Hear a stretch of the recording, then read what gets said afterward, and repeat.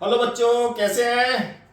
देखिए भाई, triangle chapter चल रहा है और ट्रायंगल चैप्टर में एक्सरसाइज 6.2 का क्वेश्चन नंबर 2 का फर्स्ट पार्ट, क्वेश्चन नंबर 2 का फर्स्ट वाला पार्ट हम यहाँ सॉल्व कर रहे हैं। क्वेश्चन मैंने नहीं लिखा हुआ है, क्वेश्चन आप पढ़ लीजिएगा, क्वेश्चन आपकी बुक में है। इसमें मैंने केवल मेन पार्ट लिख दिया है कि state whether E A parallel to Q are.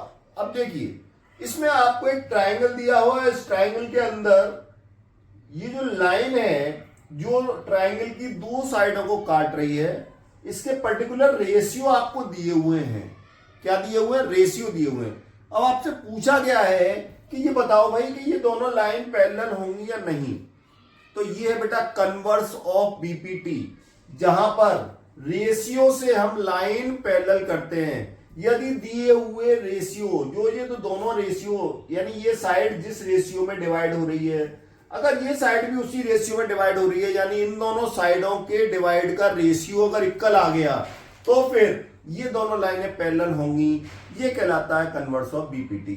इसी कॉन्सेप्ट को दिमाग में रखते हुए हम इस क्वेश्चन को सॉल्व करेंगे। ठीक है भाई, तो हम इसको सॉल्व करते हैं। Solution in triangle P Q R, ये हमको एक ट्राइंगल दिया हुआ है पी क्यू आर, ठीक है। तो हमको जो दिया हुआ है बाय बीपीटी हम क्या लिखेंगे? हम लिखेंगे कि पीई ऑब्लिक ई क्यू, और इधर देखेंगे कि P F oblique F R. क्या ये दोनों की वैल्यू इक्वल है? क्या इन दोनों की वैल्यू इक्वल है? क्या ये दोनों इक्वल आएंगे या नहीं आएंगे? ये चीज हम यहां चेक कर रहे हैं। तो देखिए पीई की वैल्यू कितनी दी हुई है? ये दी है 3.9 सेंटीमीटर, नीचे 3 सेंटीमीटर दिया हुआ है, और यहां पी एफ की जो वैल्यू है वो दिया हुआ है 3.6 सेंटीमीटर, और नीचे दिया है 2.4 सेंटीमीटर। ये जो वैल्यू दी हुई है उसका रेशियो मैंने पुट कर दिया यहां पर। अब देखिए, क्या मैं इसको 3 सेंटीमीटर से तो सारे सेंटीमीटर क्रॉस आउट कर दीजिए, क्योंकि मुझे खाली रेशियो निकालना है। अब 3 से अगर मैं इसको डिवाइड करूंगा तो 3 1 जा 3 और 3 3 जा 9, यानी यहां से आ गया 1.3 और पॉइंट हटा दिया मैंने तो 13/10 का रेशियो आ गया इस साइड से। अब इधर देखता हूं मैं, क्या यहां पर ये पॉइंट से पॉइंट दोनों कट रहे हैं? 12 की टेबल से दोनों कट रहे हैं कि 12 से कटा 2 टाइम और 12 से कटा 3 टाइम, तो 3/2 इधर आ गया। अब देखिए, क्या ये दोनों रेशियो इक्वल हैं क्या?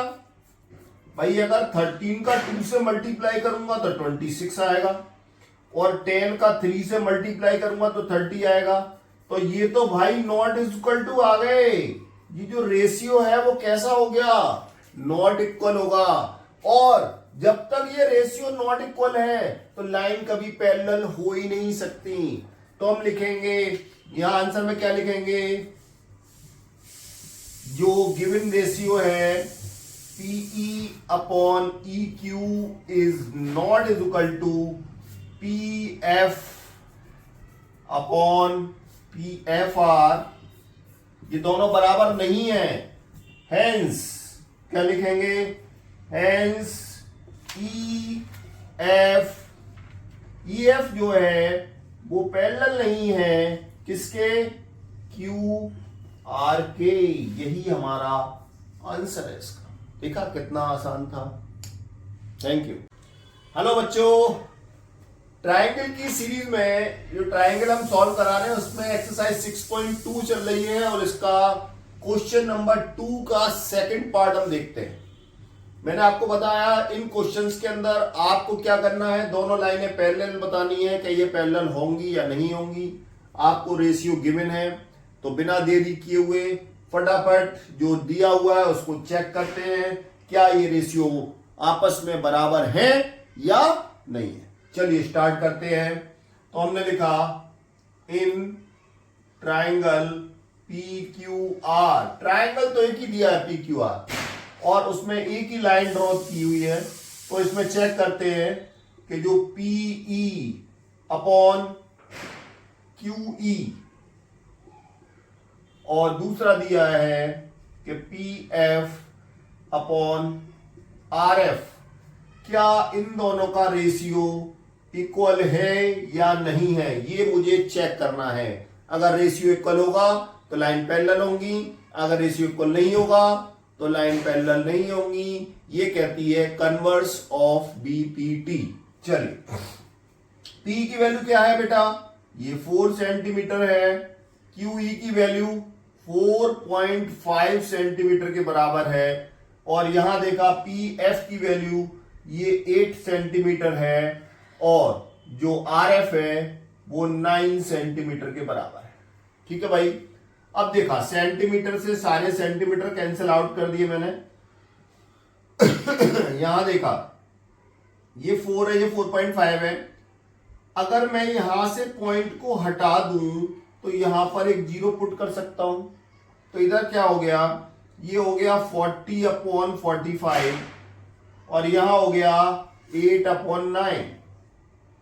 अब देखिए, क्या ये दोनों सिंपलेस्ट फॉर्म में आ सकते हैं, यानी और कट सकते हैं किसी टेबल से? बिल्कुल।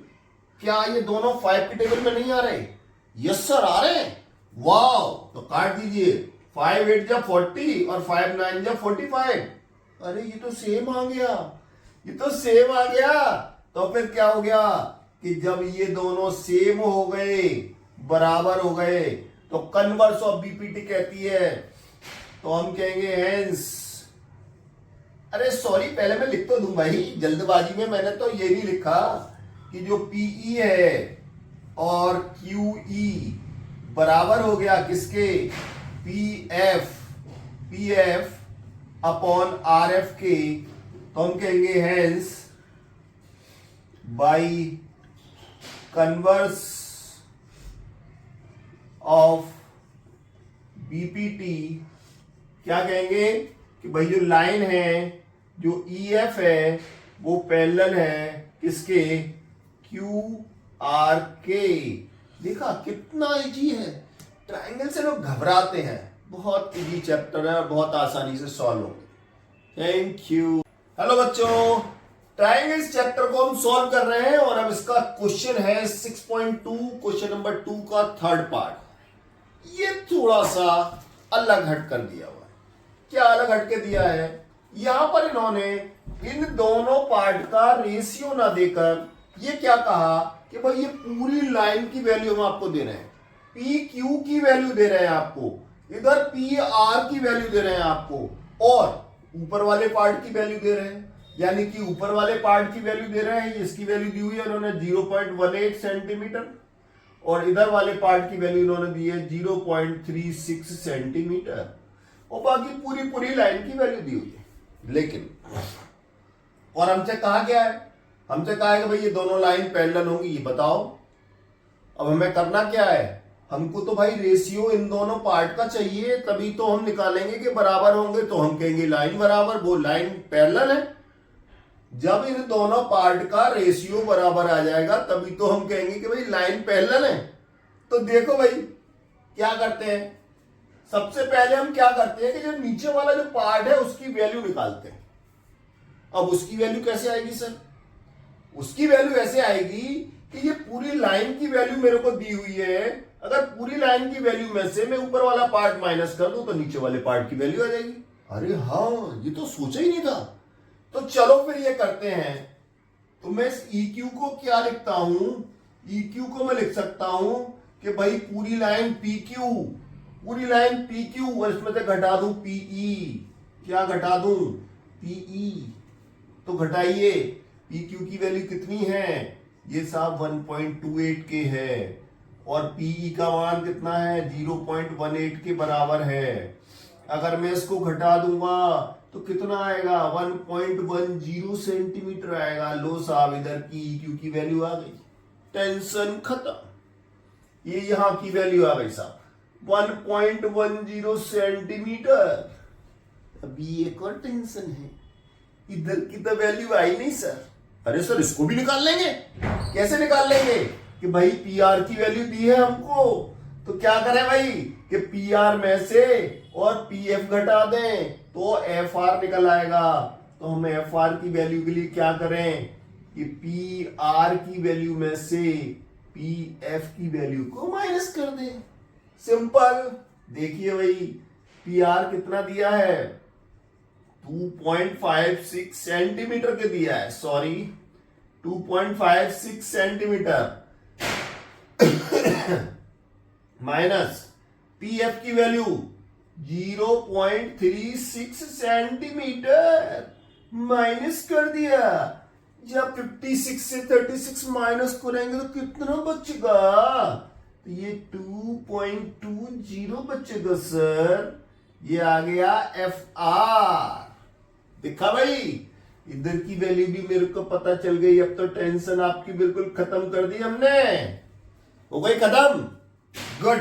अब देखते हैं क्या करना है। वही करना है सर कि क्या करें, ऊपर वाला पार्ट लिख लेते हैं, फिर उसके नीचे वाला पार्ट लिख लेते हैं, और इधर लिख लेते हैं इसके ऊपर वाला पार्ट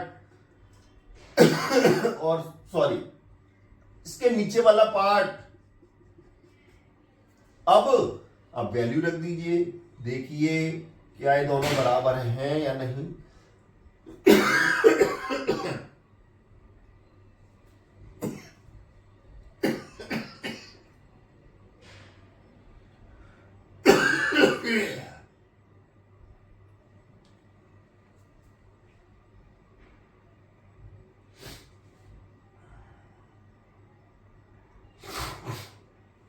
अब ये वैल्यू रख दीजिए, देखिए क्या ये दोनों बराबर है या नहीं। तो देखिए भाई पी की वैल्यू कितनी है, पी की वैल्यू 0.18 है सर। ई क्यू की वैल्यू कितनी है, ई क्यू की वैल्यू यहां पर है 1.10 सेंटीमीटर है सर। पी एफ की वैल्यू कितनी है, पी एफ की वैल्यू दी नहीं क्या हमको, पी एफ की वैल्यू दी है, ये 0.36 सेंटीमीटर है। और एफ आर की वैल्यू ये 2.20 सेंटीमीटर है। सारे सेंटीमीटरों को पहले हटाओ, सेंटीमीटर गायब, पॉइंटों को भी हटाओ, पॉइंट भी गायब। बचा क्या, यहां बचा 18, यहां बचा 110, यहां क्या बचा 36, 220।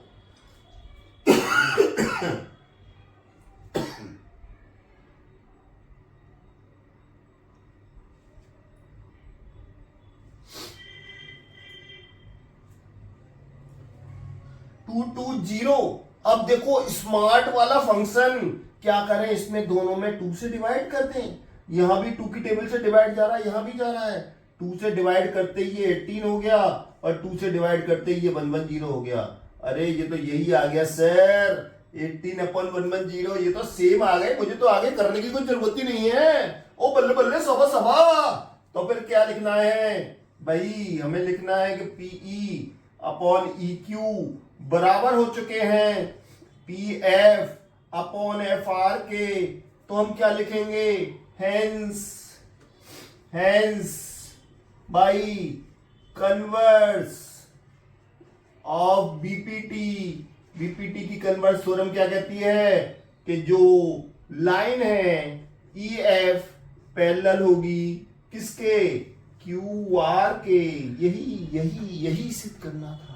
देखा, हो गया ना। मजा आ रहा है कि नहीं। Thank you.